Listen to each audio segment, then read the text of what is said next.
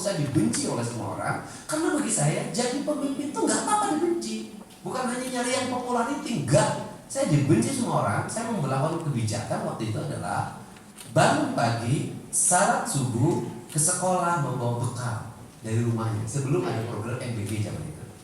Kenapa? Cinta ketika sebelum menikah, Pak. Ketika sudah menikah, kemudian berkonflik kayak ngomong dasar turunan di Akisia. Saya tahu itu. Saya kerangka berpikir saya pasti filsafat. Cuman bedanya saya filsafatnya filsafat yang otaknya dibuat 78. Saya kan termasuk orang yang didukung oleh orang-orang yang berotak jongkok 78. Nah, berangkat dari apa itu? Berangkat dari falsafah yang saya yakini sebagai falsafah yang dipakai secara taktis oleh masyarakat Jawa Barat, yaitu falsafah Sunda. Orang Sunda itu kan merumuskan manusia, itu enggak rumit-rumit kayak filsafat Barat. Cukup cager, bager, bener, pinter, singer, sudah. Kalimat cager itu kan kalimat sehat. Nah, dari mana kita harus memulainya? Justru saya ingin memulai revolusi di bidang kesehatan itu dari pendidikan. Dari pendidikan apa? Pertama, hari ini saya lagi fokus anak-anak di Jawa Barat semuanya harus sekolah SMA. Saya sampai punya rumus, ini kelasnya kurang ya, udah tambah satu kelas lagi. Ini kelasnya kurang, saya tambah satu kelas lagi. Kenapa? Karena tugas negara itu mengurus rakyatnya agar bisa sekolah. Jadi SMPB itu sebenarnya itu kalau melihat dari tugas negara menyiapkan pendidikan yang memadai sebenarnya tidak mesti ada.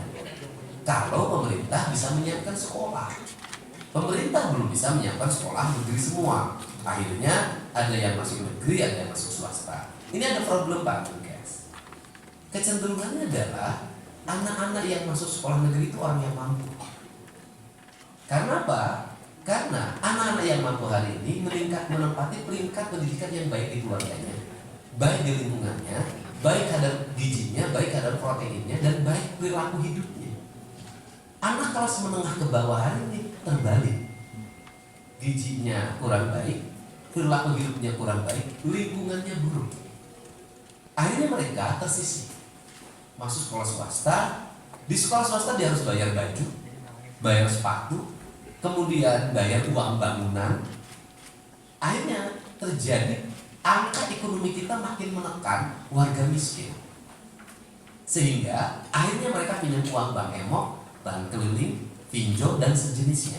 Sebenarnya saya ini lagi meramin apa? Saya lagi mengangkat derajat kelas menengah ke bawah untuk naik menjadi kelas menengah dengan cara apa? Dengan cara beban seluruh ekonominya dikurangi, yaitu pengeluaran keluarganya ditekan.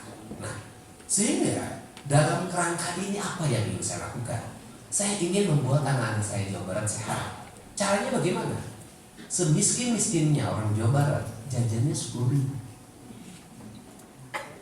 Semiskin-miskinnya orang Jawa Barat rokoknya sebungkus.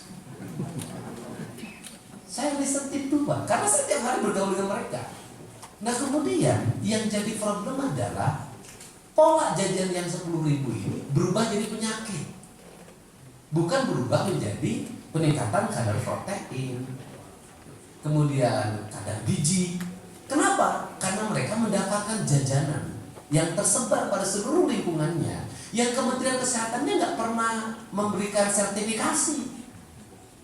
Tukang cilok ini sertifikat kesehatan bener nggak? Tukang basreng dan sejenis. Bukan saya menganggap makanan mereka jelek, tidak. Tetapi saya lihat itu kan minyak jelantahnya 3 hari nggak ganti. Itu dikonsumsi oleh anak-anak kita. Nah sehingga saya ketika jadi bupati merubah kebijakan itu, walaupun saya dibenci oleh semua orang. Karena bagi saya jadi pemimpin itu nggak apa-apa dibenci. Bukan hanya nyari yang popularity, enggak. Saya dibenci semua orang. Saya memperlakukan kebijakan waktu itu adalah bangun pagi, salat subuh, ke sekolah membawa bekal dari rumahnya sebelum ada program MBG zaman itu. Kemudian dari bekal itu apa sih yang dipacu waktu itu? Yang dipacu adalah kelompok produktif ibu-ibunya yang biasa ngerumpi itu, agar dia bangun pagi. Ibu-ibu yang kelas menengah ke bawah itu, agar mereka bangun pagi untuk masak bagi anak-anaknya. Dalam masakan itu ada doa ibunya, dan itu lebih dari apapun. Nah kemudian mereka bawa bekal ke sekolah. Di sekolahnya itu nanti di mejanya diangkat ke meja dan gurunya melihat dan mereka makan. Dari situlah anak saya ngerti ikan asin cumi. Nah saya itu Pak. Kenapa? Karena temennya yang sebelah tiap hari yang satu bangku itu karena anak menjaga sekolah tiap hari membawa ikan asin cumi, anak saya selalu bawa daging. Disitulah tukeran. Sehingga suatu saat anak saya hilang ketika maghrib, ternyata ditemukan lagi makan di rumah penjaga sekolah. Kata dia makan sama ikan goreng cumi itu enak. Nah dari sini maka guru itu dididik memiliki ilmu gizi, maka diperiksa.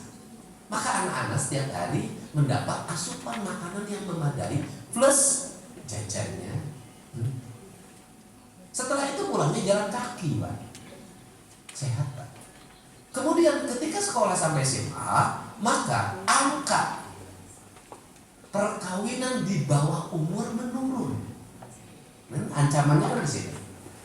Sebelum perkawinan, saya bikin peraturan bupati zaman itu. Saya bikin pergub sekarang. Apa? Sebelum menikah, setiap pasangan harus memeriksakan kesehatan secara paripurna.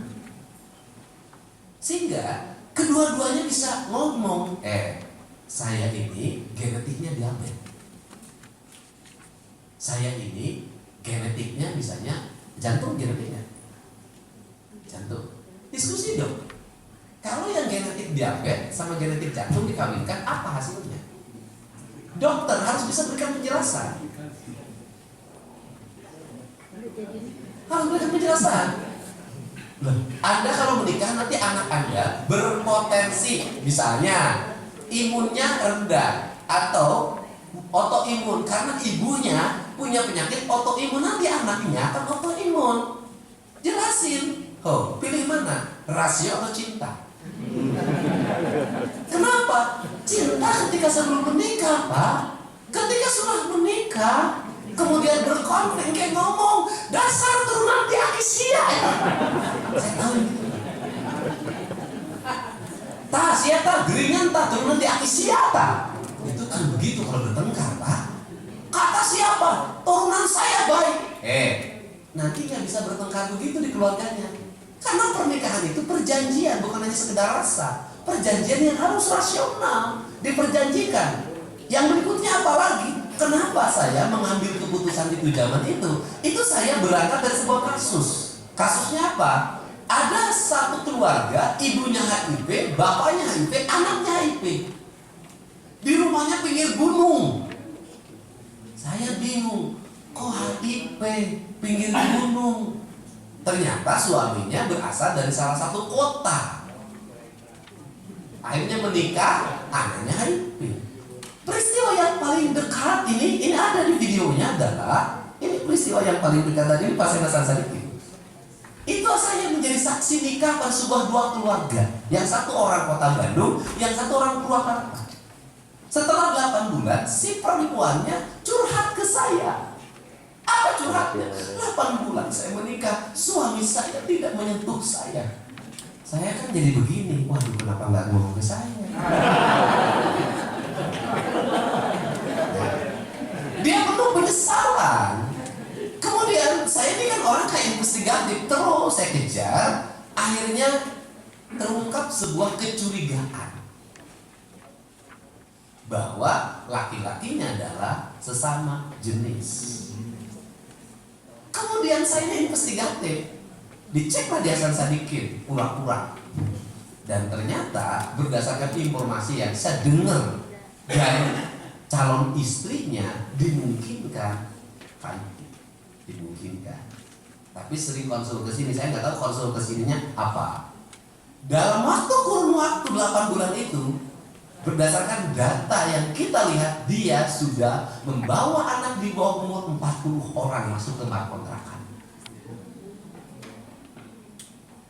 Dan positif. Dan akhirnya dia menjadi tersangka. Bayangkan kalau pemimpinnya tidak detil. Jadi kalau saya detil, one man show, memang perlu one man show itu. Karena kalau nyuruh dulu lama. Kalau nyuruh dulu bawahan saya, sebentar Pak, belum dirapatkan. APBD-nya nggak ada Pak, nomenklaturnya nggak ada Pak. Di saya itu, di otak saya nggak ada nomenklatur harus ada. Nah,